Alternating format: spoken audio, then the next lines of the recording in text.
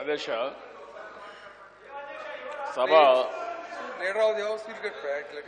ఏమాత్రం కూడా అధ్యక్ష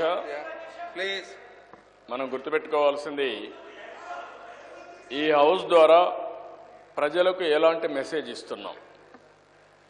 అసెంబ్లీ అనేది ఈరోజు ఒక స్టేట్మెంట్, అతి ముఖ్యమైన విషయం. కాల్ మనీ, ఈ కాల్ మనీ ఉపయోగించుకొని కొంతమంది అత్యాచారం చేయడం, లైంగిక వేధింపులు చేయడం అనేది మెయిన్ క్వశ్చన్. దానిపైన దిశ నేను చాలా స్పష్టంగా చెప్పాను. 65 మంది వైఎస్ఆర్ కాంగ్రెస్ ఉన్నారు, 20 మంది తెలుగుదేశం ఉన్నారు, 12 మంది కాంగ్రెస్ వాళ్ళు ఉన్నారు, ఇంకా మిగిలిన పార్టీలు ఉన్నారు కూడా చెప్పాను.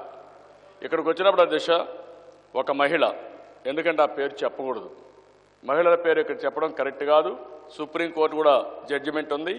ఎవరైనా విక్టిమ్స్ ఉన్నప్పుడు ఆ విక్టిమ్స్ పేరు బయటపెట్టి అలాంటి వారికి సమాజంలో ఒక స్టిగ్మా ఇవ్వడం కరెక్ట్ కాదనే ఉద్దేశంతో నేను ఆ పేరు చెప్పడం లేదు.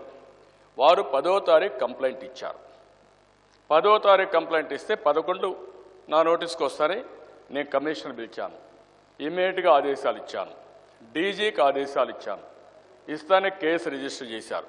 కేసు రిజిస్టర్ చేసిన తర్వాత ఈరోజు నేను ఇంత మునిపే చెప్పాను అధ్యక్ష, section 420 cheating, section 376 rape, section 354 outraging the modesty of women with criminal force and assault, section 384 extortion, section 509 insulting modesty of women by criminal gesture or act or word, section 506 criminal intimidation, section 120B criminal conspiracy. ఇన్ని చట్టాలు ఉపయోగించి మొత్తం కేసులు పెట్టాం. కేసులు పెట్టిన తర్వాత దిశ నేను నా నోటీస్కి వస్తాను, మేము మా క్యాబినెట్లో మాట్లాడుకొని జ్యుడిషియల్ ఎంక్వైరీ వేసాం. మీరు అడగలా, నేనే వేసాను. జ్యుడిషియల్ ఎంక్వైరీ వేసి మీ దగ్గర సమాచారం, నా సమాచారం కూడా జ్యుడిషియల్ ఎంక్వైరీకి ఇవ్వండి, వాళ్ళు కూడా మీకు ఇన్ఫర్మేషన్ ఏది కావాలంటే యాక్షన్ తీసుకుంటారని. రెండోది చెప్పాను, నిర్భయ చట్టం. నిర్భయ చట్టం దేశంలో చాలా పటిష్టంగా దీనికోసం ప్రత్యేకంగా తీసుకొచ్చిన చట్టం.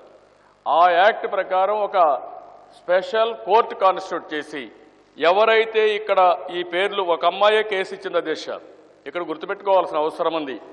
ఒకే ఒక మహిళ ఒక కేసు ఇచ్చింది, అందులో ఇచ్చిన వాళ్ళ పేర్లు కూడా దేశ 7 మంది పేర్లు వచ్చాయి. ఆ 7 మందిలో యలమంచిలి శ్రీరామ్మూర్తి అలయాస్ రామ్ A1, అతను 2014 ఎలక్షన్లో వైఎస్ఆర్ కాంగ్రెస్ పార్టీకి పనిచేశాడు.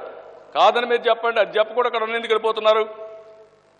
పోలురవుతు భవానీ శంకర్ A2, ఇతను ఒక పహిల్మాన్ అక్కడ. 3 చెన్నుపాటి శ్రీను, మీ పార్టీ తరపున పోటీ చేసినటువంటి మాజీ శాసనసభ్యుడు వంగవేటి రాధాకృష్ణ మేనమామ. మీ పార్టీ, మా పార్టీ కాదు, మీ పార్టీకే పనిచేశాడు మొన్న.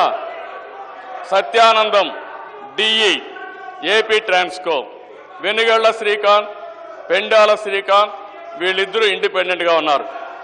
దూడల రాజేష్, ఎవరైతే మొన్న కార్పొరేషన్ ఎలక్షన్లో కాంగ్రెస్ తరఫున పోటీ చేసి మళ్ళా ఎమ్మెల్యే ఎలక్షన్స్ వస్తే మీ తరఫున పనిచేశాడు. నేనేమంటున్నాను అధ్యక్ష, ఏ పార్టీ అయినా కానీ మీరు చట్టంలో ఇంకేమైనా సెక్షన్లు ఉన్నాయా? ఒకవేళ మా పార్టీ అయినా వదిలిపెట్టను. నేను ఈ చట్టంలో ఉండే సెక్షన్స్ అన్నీ చెప్పాను. మీకు ఇంకా ఏదైనా చట్టం కొత్త తెలిసి చెప్పండి, నేను స్పెషల్ కోర్టు వేస్తానని చెప్పాను. మనకు ఇంకా అధికారుల నుండి చెప్పండి, వీళ్ళని డెమాన్స్ట్రేటివ్గా పనిష్ చేద్దాం. భవిష్యత్తులో ఎవ్వడు కూడా ఎలాంటి ఆలోచన రాకుండా వాళ్ళపైన చర్య తీసుకోవాలన్న ఆలోచన. అది వదిలిపెట్టి కేసంతా డైల్యూట్ చేసి డాక్రా చేయలేదు, బీసీకి చేయలేదు, రాష్ట్ర ప్రభుత్వం చేయలేదు. ఇదేం ఓట్ ఆఫ్ నో కాన్ఫిడెన్స్ కాదు అధ్యక్ష. ఏం మాట్లాడతారు అధ్యక్ష? నేను అడిగింది క్లియర్ కట్గా డీటెయిల్స్ ఇచ్చాను, ప్రభుత్వం తీసుకుని చర్యలు చెప్పాను. కావాలని అధ్యక్ష ఆ కమిషనర్ ఆఫ్ పోలీస్ అయితే ఎప్పుడో ఫిక్స్ చేసుకుంటే ఆయన కుటుంబ సభ్యులు అమెరికాలో ఉంటే పోవాలంటే దాన్నో కాంట్రవర్సీ, పెద్ద ఆర్టికల్, సాక్షి, ఈయనకు ఒక పేపర్ ఉంది, ఆ పేపర్లో 24 గంటలు ఇలాంటి తప్పుడు ఆర్టికల్స్ తప్ప ఇంకోటి కాదు. ఆ పాపం ఆయన భయపడి ఈ సమయంలో పోతే ప్రభుత్వానికి చెడ్డ పేరు వస్తుందని స్వచ్ఛందంగా ముందుకొచ్చి నా హాలిడే, నా ట్రిప్ కూడా క్యాన్సిల్ చేసుకుంటున్నాను, నేను ఇక్కడే కంటిన్యూ అవుతానని చెప్పే పరిస్థితికి వచ్చారు అధ్యక్ష. అంటే ఏదో ఒక విధంగా బురద జల్లాలి, గుడ్డగాల్చి మొఖానేయాలి, వాళ్ళ ఇష్ట ప్రకారం చేసుకుంటే ఆలోచన మంచిది కాదు. నేను నిర్దిష్టంగా అడుగుతున్నా, ఈ హౌస్లో చాలా స్పష్టంగా అడిగేది ఒకటే అధ్యక్ష,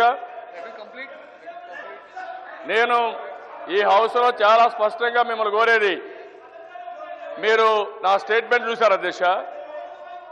ఇప్పుడు ఒక పార్టీ కింద వీళ్ళు ఆలోచించాల్సింది మీరేం చెప్పారు అధ్యక్ష. ఇంకా అధ్యక్ష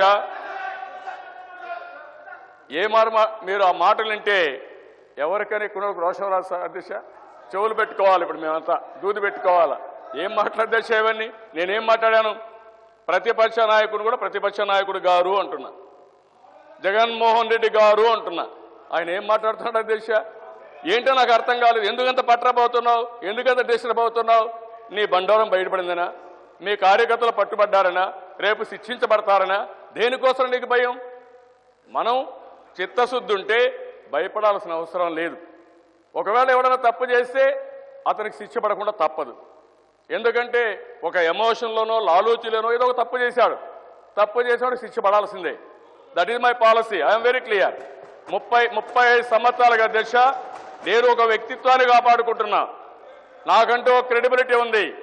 అందుకనే అధ్యక్ష ఈరోజు ధైర్యంగా నేను ఎన్ని పనులు చేసినా అధ్యక్ష రాత్రి ఇంటికి పోతే ఆనందంగా పడుకుంటున్నానంటే నేను ఏ తప్పు చెయ్యలేదు, చెయ్యబోను కాబట్టి ధైర్యంగా పడుకుంటున్నా. మీకెందుకంటే భయం? ఎందుకు భయపడతారు? ఎందుకు మీరంతా ఊరు చుట్టూరు చెప్తారు? ఇంత మునిపే మాట్లాడారు అధ్యక్ష.